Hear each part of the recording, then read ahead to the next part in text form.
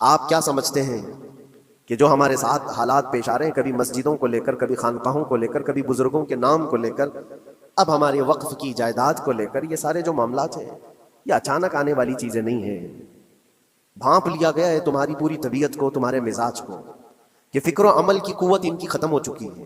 میرے عزیزو، آپ نا امید اور مایوس نہ ہو کہ ہم سے کچھ نہیں ہوگا. اللہ کریم چاہے تو ایک بندے سے بھی پوری دھرتی پر زلزلہ لا سکتا ہے.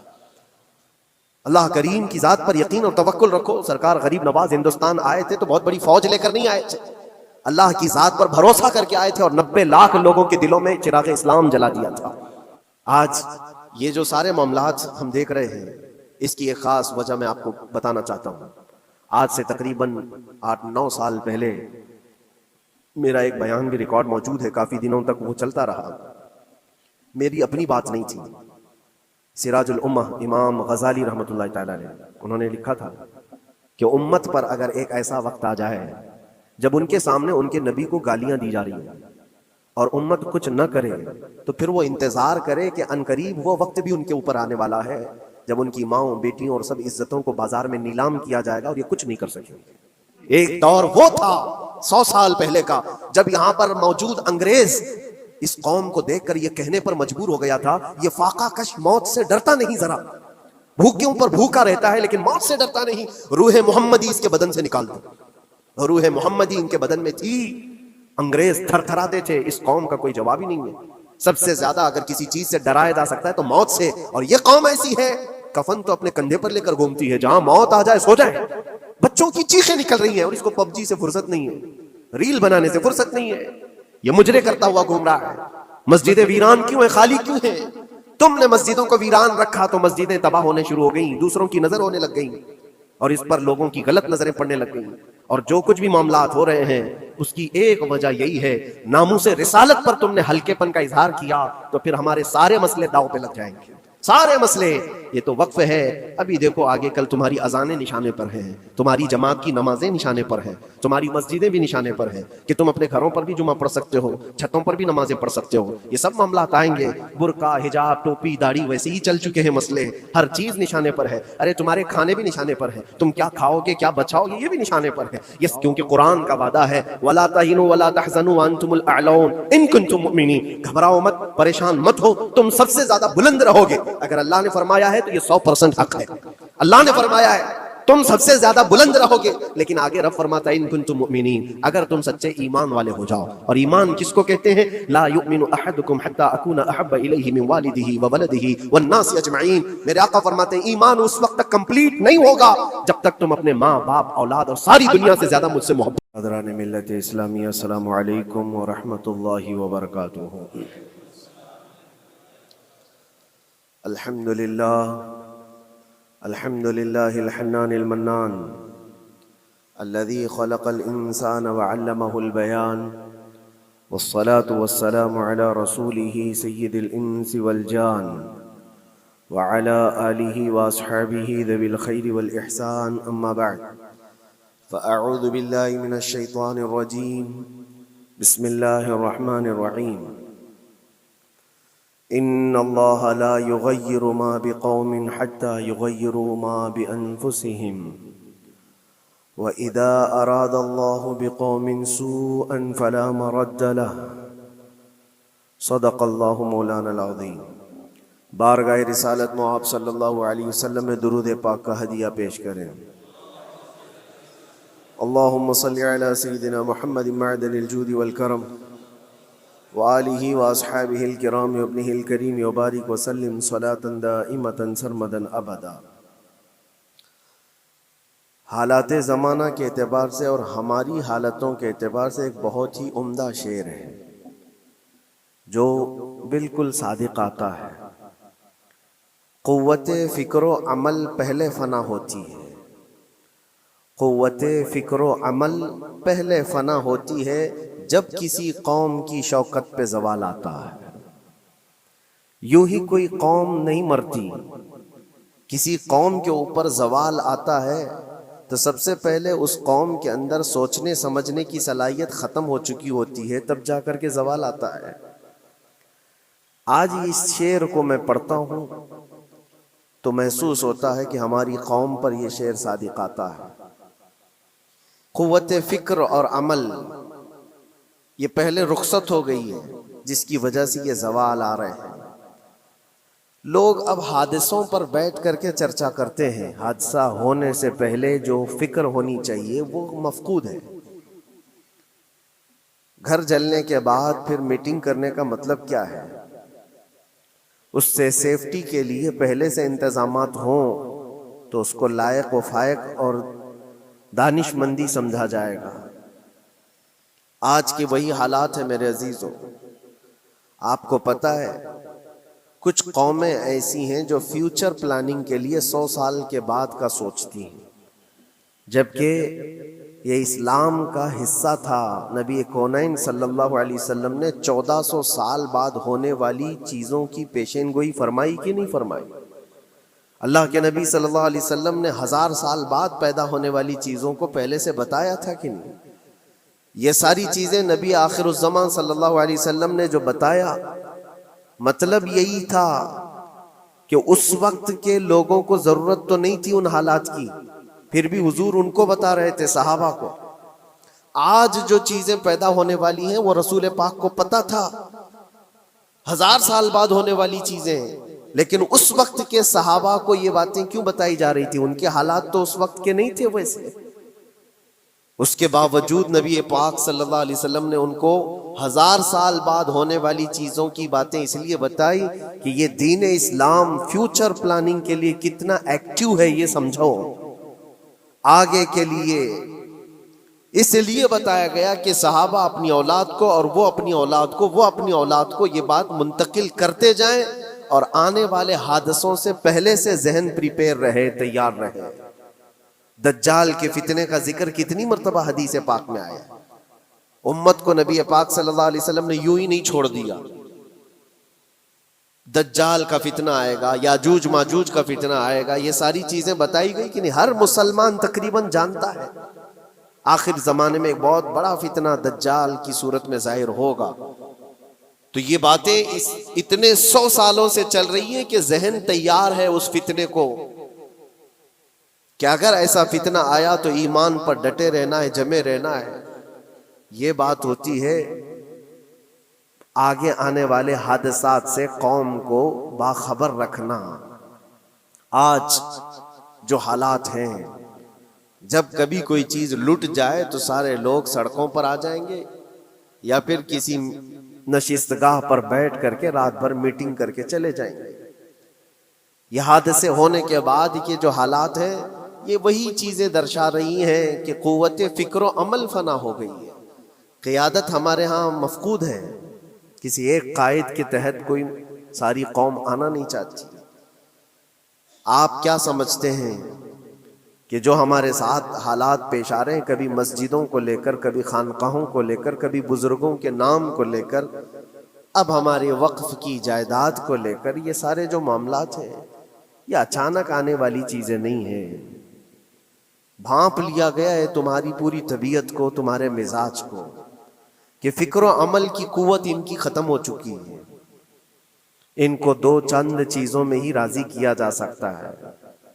دنیا یہ سمجھ رہی ہے، جس کی وجہ سے کھلواڑ پر کھلواڑ ہوتے چلے جا رہے ہیں، اور ان کو یہ بھی پتہ ہے کہ یہ کچھ نہ کر سکیں گے۔ میرے عزیزو، آپ نا امید اور مایوس نہ ہو کہ ہم سے کچھ نہیں ہوگا۔ اللہ کریم چاہے تو ایک بندے سے بھی پوری دھرتی پر زلزلہ لا سکتا ہے۔ اللہ کریم کی ذات پر یقین اور توکل رکھو۔ سرکار غریب نواز ہندوستان آئے تھے تو بہت بڑی فوج لے کر نہیں آئے تھے، اللہ کی ذات پر بھروسہ کر کے آئے تھے، اور 90 لاکھ لوگوں کے دلوں میں چراغ اسلام جلا دیا تھا۔ وہ یقین اور توکل کے ساتھ آئے تھے۔ آج لوگوں کے دلوں کے اندر جو مایوسی اور نا امیدی ڈالی جا رہی ہے کہ کچھ ہوگا نہیں، ابھی کچھ کرنے سے کچھ نہیں ہوگا، یہ نا امیدی اور مایوسی تمہاری طبیعت میں کیوں آئی؟ کیا تمہارا رب تبارک و تعالیٰ کی ذات پر یقین کمزور ہو گیا؟ اگر یہ اس طرح کی بیماری آئی ہے تو پھر بدر پڑھ لینا۔ جب رسول پاک صلی اللہ علیہ وسلم کے ساتھ وہ صحابہ جا رہے تھے، ان کو اچھی طرح پتا تھا کہ سامنے آنے والی فوج کتنی طاقت لے کر آ رہی ہے۔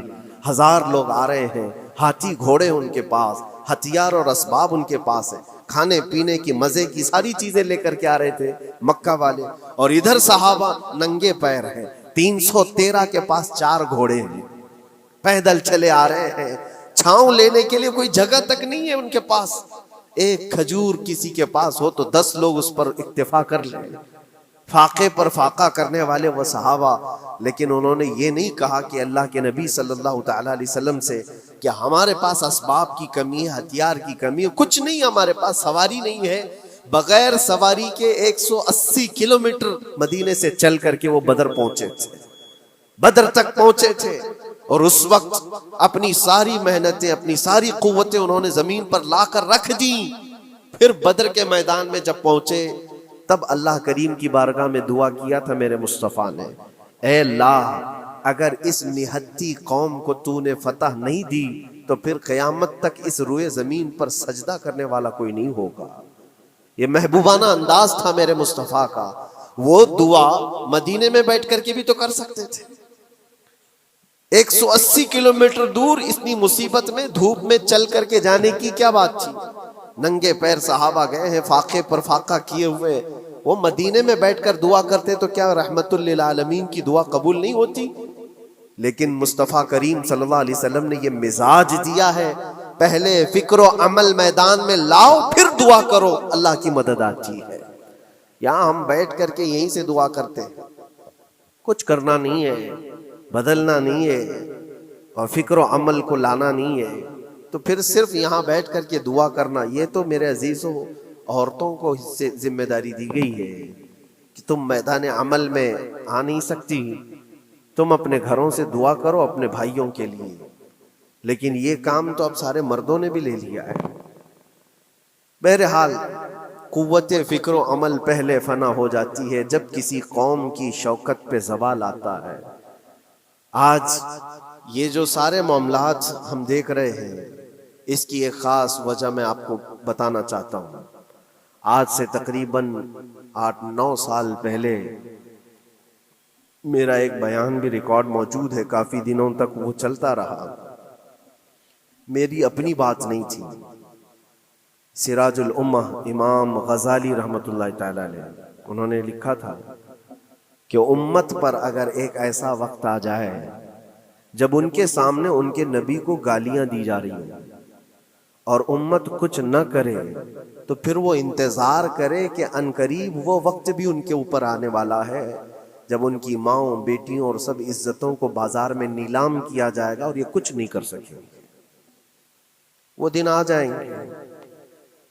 بیسک وجہ وہاں سے شروع ہوئی کہ لوگ اپنے عیش و عشرت میں کچھ کمی نہ کر سکے، بارگاہ مصطفیٰ صلی اللہ علیہ وسلم کی گستاخیاں کھلے عام ہوتی رہیں، اور اس پر ہم لوگ جس طرح کے حالات دیکھتے رہے۔ بہت سارے لوگ تو مجھ کو یہ کہتے تھے، مجھ سے یہ کہتے تھے، کیا ضرورت ہے آپ کو بولنے کی، حالات دیکھ نہیں رہے آپ؟ ظالمو، تم کو اگر کوئی چھوٹی سی ماں کی گالی دے دے تو تم بپھر جاتے ہو اور اس کے اوپر آسمان توڑنے کی بات کرتے ہو، اور ہم اپنے نبی پاک صلی اللہ علیہ وسلم سے کروڑوں ماؤں سے زیادہ محبت کرتے ہیں۔ اس رسول پاک صلی اللہ تعالی علیہ وسلم پر کوئی بھونکتا رہے اور اس کا جواب نہ دو، تم یہ کہتے ہو مصلحت ہے، حالات ایسے ہیں، تو پھر اپنا یہ لباس بدل دینا چاہیے، اپنا نام بدل دینا چاہیے۔ پھر اس دائرہ اسلام میں رہ کر کے مطلب کیا ہے؟ اسی لیے اقبال نے 100 سال پہلے ایک مزاج دیا تھا، ایمان ہے کیا چیز، اسلام ہے کیا چیز؟ تم کیا سمجھتے ہو داڑھی ٹوپی اور جبے کبے کا نام اسلام ہے؟ اسلام کیا ہے؟ اقبال نے کہا تھا کہ بارگاہ مصطفیٰ صلی اللہ تعالی علیہ وسلم کے قدموں تک اپنے آپ کو پہنچا دو، یہی دین ہے، یہی دین ہے۔ گر بہ نہ رسیدی تمام ابو لہبیست، اور اگر تم وہاں تک نہیں پہنچ سکے تو زندگی ابو لہب کی طرح ہے۔ دین یہ ہے، آبرو ما زنام مصطفیٰ است، ہم سب کی عزت و آبرو حضور کے نام سے جڑی ہوئی ہے، ان کے نام سے جڑی ہوئی ہے ہماری عزت و آبرو، اور تم اس نام کی حفاظت نہیں کر سکو گے تو آگے یہ سب چیزیں آنے والی ہیں جو آ رہی ہیں آج۔ یہ بات یاد رکھنا، شیطان کبھی فجر کی نماز کے لیے اٹھا نہیں سکتا، اور اگر اٹھا رہا ہے تو پھر اس کا کوئی مقصد ہے. شیطان اور نماز. آج سختہ ان کے پاس ہے، طاقت ان کے پاس ہے، حکومت ان کے پاس ہے، ڈپارٹمنٹ ان کے پاس ہے، سب کچھ، جوڈیشری، ہر چیز ان کے پاس ہو، وہ کیا کر رہے ہیں اس سے مجھے مطلب نہیں. میں آپ سے یہ پوچھنا چاہتا ہوں، مجھے رہزنوں سے غرض نہیں، تیری رہبری کا سوال ہے. تم خیر امت ہو، رسول پاک کی امت میں ہو. تمہاری بھومکا جس کو کہا جاتا ہے، تمہاری یہاں پر زندگی کے معاملات یہ بہت زیادہ اہمیت کے حامل ہیں. تم کیسے بن سکتے ہو آج؟ اسی لیے قرآن پاک کی آیت میں نے شروع میں تلاوت کی. رب ذوالجلال فرماتا ہے ان اللہ لا یغیر ما بقوم حتی یغیروا ما بانفسہم. بے شک اللہ تعالیٰ اس وقت تک کسی قوم کی حالت نہیں بدلتا جب تک وہ قوم خود اپنی حالت بدلنے کی کوشش نہیں کرتی. جب تک اپنی حالت بدلنا نہیں چاہتے اس وقت تک اللہ تبارک و تعالیٰ نہیں بدلے گا. وَإِذَا أَرَادَ اللَّهُ بِقَوْمٍ سُوءًا فَلَا مَرَدَّ لَهُ. اور اللہ تعالیٰ کا یہ جلال بھرا ارشاد تو سنو. یہ 13ویں پارے کی سورہ رعد کی آیت ہے. اللہ کریم فرماتا ہے اور جب اللہ کسی قوم کے ساتھ سختی کا معاملہ کرنا چاہے، پکڑ کرنا چاہے، تو پھر کوئی طاقت اس کو ٹال نہیں سکے گی. رب تبارک و تعالیٰ جب کسی قوم پر عذاب لانا چاہے تو کوئی اس کو ٹال نہیں سکے. تو بدلو. اسی لیے اکثر یہ کہا جاتا، میں تو اپنی تقریروں میں جو چند مجھے چیزیں یاد رہتی ہیں وہ عرض کیے دیتا ہوں. باقی مجھے شعر و شاعری زیادہ یاد نہیں رہتی، لیکن جو دل پہ لگتی ہیں باتیں وہ ذہن میں محفوظ ہو جاتی ہیں. کسی شاعر نے کہا تھا جگہ جگہ کے تھک چکے ہیں تمہیں یہ ہنگامے، نشاتے لذت خواب گراں بدل ڈالو. کیا مطلب ہے؟ روز ایک ایک ہنگامہ ہوتا ہے، تم کو جگا رہا ہے. اٹھ جا اے مسلمان، اٹھ جا. نشاتے لذت خواب گراں بدل ڈالو. لمبی نیند سونے کی جو عادت پڑی ہوئی ہے اس مزے کو بدل ڈالو. غلط روی سے منازل کا بعد بڑھتا ہے، مسافروں روش کارواں بدل ڈالو. شاعر نے کہا ہے ادھر ادھر کی لے میں چلتے رہو گے تو منزل لمبی ہو جائے گی. جس راستے پر تمہیں چلنا ہے اگر بار بار ادھر ادھر مڑتے رہو گے، غلط روی اس کو کہتے ہیں، غلط چلنے سے منازل کا بعد بڑھتا ہے، منزل لمبی ہو جاتی ہے، جہاں پہنچنا تھا وہاں پہنچ ہی نہیں پاؤ گے. اسی لیے شاعر کہتا ہے مسافروں روش کارواں بدل ڈالو. قافلے کے چلنے کا جو طریقہ ہے اس کو بدل لو تم. یہ پوری کی پوری بات ہم پر فٹ ہوتی ہے. چلنے کا انداز بدل ڈالو اے نوجوان. جہاں کسی کے گھر میں آگ لگی وہ دھواں اٹھ رہا ہو، اور اگر کوئی نوجوان اندر بیٹھ کر کے یہ کہتا ہو کہ یہ ساون کا موسم ہے یا پھر یہ ابر رحمت ہے، تو اس کی سوچ پر ہم کیا کہیں.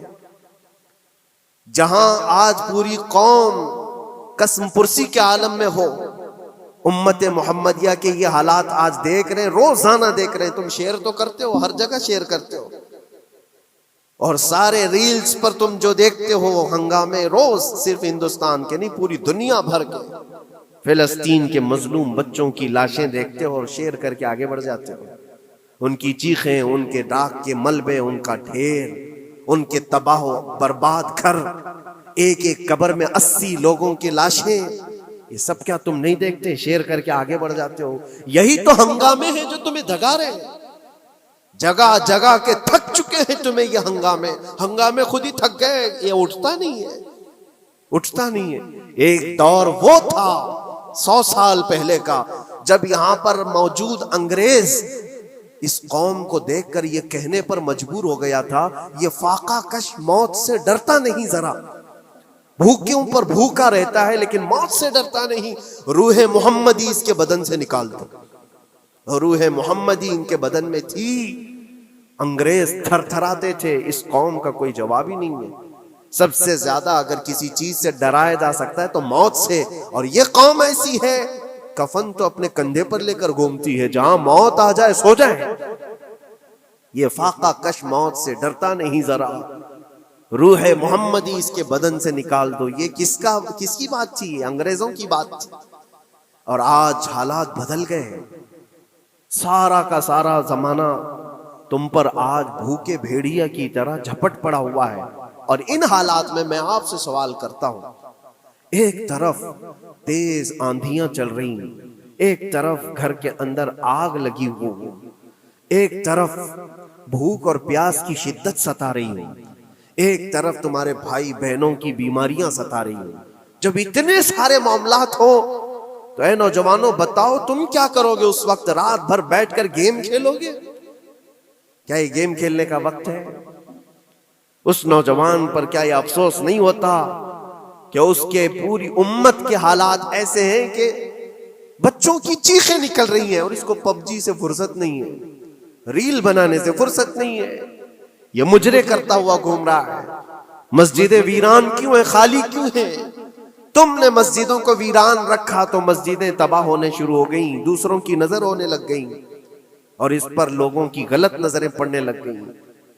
آ جاؤ اے مسلمانوں، میرے مصطفیٰ کریم صلی اللہ تعالی علیہ وسلم کی ہدایات پر ایک بات چیلنج کے ساتھ کہتا ہوں، تمہارا نام اگر نبی پاک صلی اللہ علیہ وسلم کے نام سے جڑا ہے تو یہ چیلنج کے ساتھ میں کہتا ہوں، اس رہتی دنیا میں تمہیں پوری طاقتیں مل کر وہ عزت نہیں دے سکتی جو میرے مصطفیٰ کے قدموں کی وابستگی دے گی۔ کوئی تمہیں عزت نہیں دے سکتا، تمہیں وہیں آنا پڑے گا، اسی پوائنٹ پر آنا پڑے گا جہاں پہنچ کر کے خالد بن ولید نے عزت پائی تھی، اسی نقطے پر آ کر جمع ہو جاؤ جہاں عمر پہنچے تھے تو فاروق اعظم بن گئے تھے، اسی نقطے پر آ جاؤ جہاں علی پہنچے تھے تو حیدر کرار بنے تھے۔ ہر ایک کو عزت اسی بارگاہ سے ملی ہے، اور جو کچھ بھی معاملات ہو رہے ہیں اس کی ایک وجہ یہی ہے، ناموس رسالت پر تم نے ہلکے پن کا اظہار کیا تو پھر ہمارے سارے مسئلے داؤ پہ لگ جائیں گے، سارے مسئلے۔ یہ تو وقف ہے، ابھی دیکھو آگے کل تمہاری اذانیں نشانے پر ہیں، تمہاری جماعت کی نمازیں نشانے پر ہیں، تمہاری مسجدیں بھی نشانے پر ہیں کہ تم اپنے گھروں پر بھی جمعہ پڑھ سکتے ہو، چھتوں پر بھی نمازیں پڑھ سکتے ہو۔ یہ سب معاملات آئیں گے، برقع، حجاب، ٹوپی، داڑھی ویسے ہی چل چکے ہیں مسئلے، ہر چیز نشانے پر ہے۔ ارے تمہارے کھانے بھی نشانے پر ہیں، تم کیا کھاؤ گے، کیا بچاؤ گے، یہ بھی نشانے پر ہے۔ یہ سارے مسائل صرف اسی بنیاد پر ہے، قوت فکر و عمل پہلے فنا ہوتی ہے جب کسی قوم کی شوکت پہ زوال آتا ہے۔ اور یہ ایک بات یہ بھی میں بتا دوں، اقبال نے سچ کہا تھا، ان کے جو ہم غلام تھے خلق کے پیشوا رہے، ان سے پھرے جہاں پھرا پھر آئی کمی وقار۔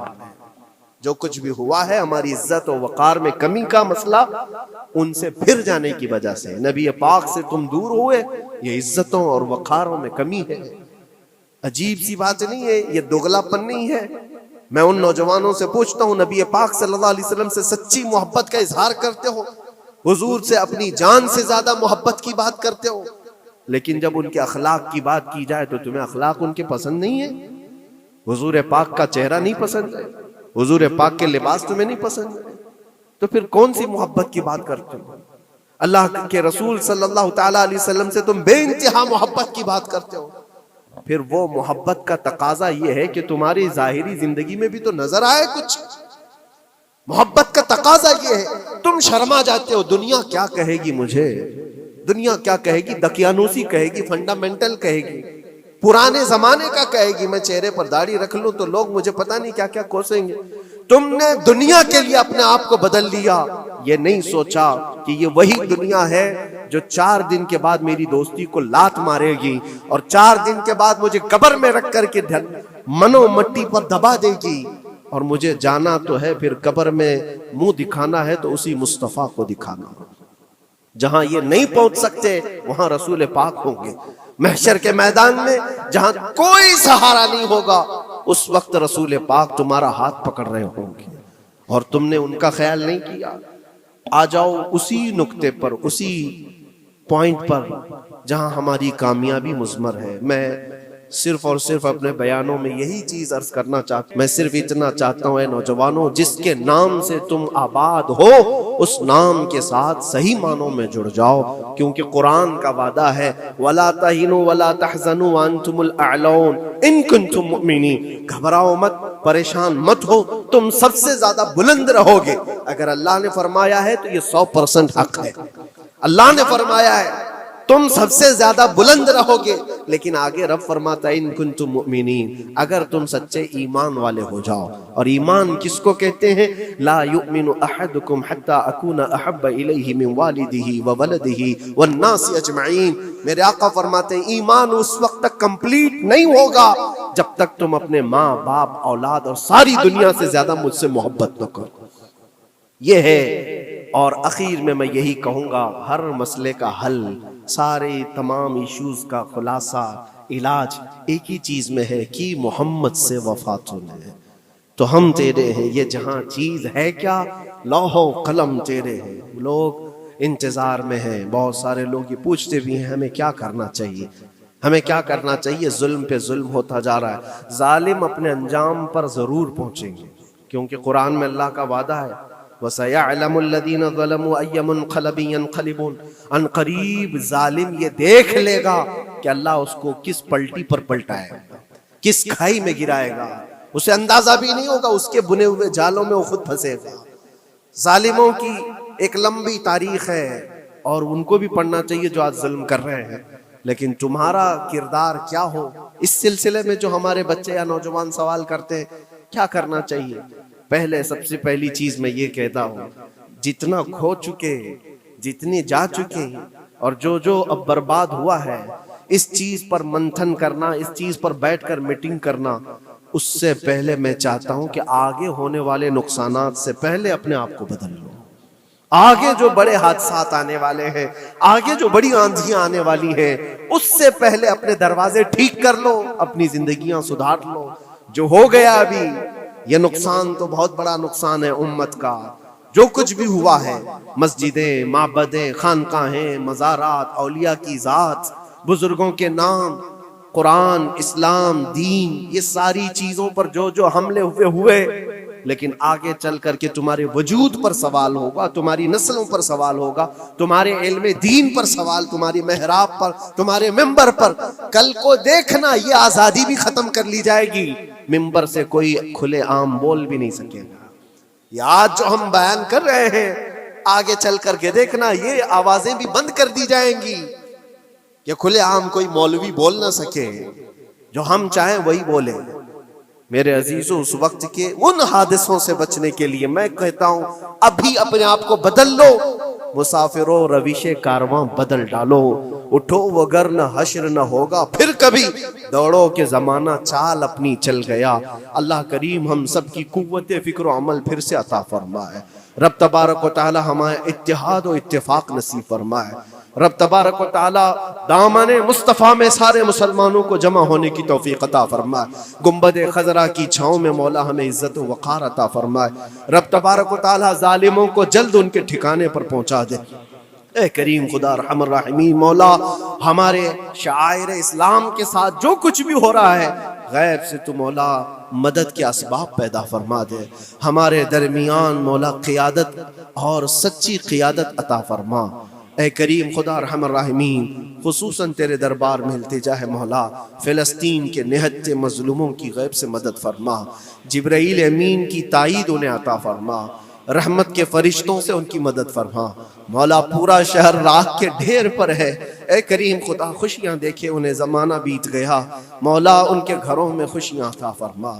اے اللہ ان بلکتی ہوئی ماؤں کو، ان کی جو گودیں اجاڑ دی گئی ہیں، ان کے گھر جو برباد کیے گئے ہیں، ان کے شہیدوں کو قبول فرما، ان کے زخموں کو مولا تو شفا عطا فرما۔ اے کریم خدا خصوصیت کے ساتھ ان کے، ہمارے اور تیرے دشمنوں کو ہلاک و برباد فرما دے، ان کی زمین ان کے لیے تنگ فرما دے۔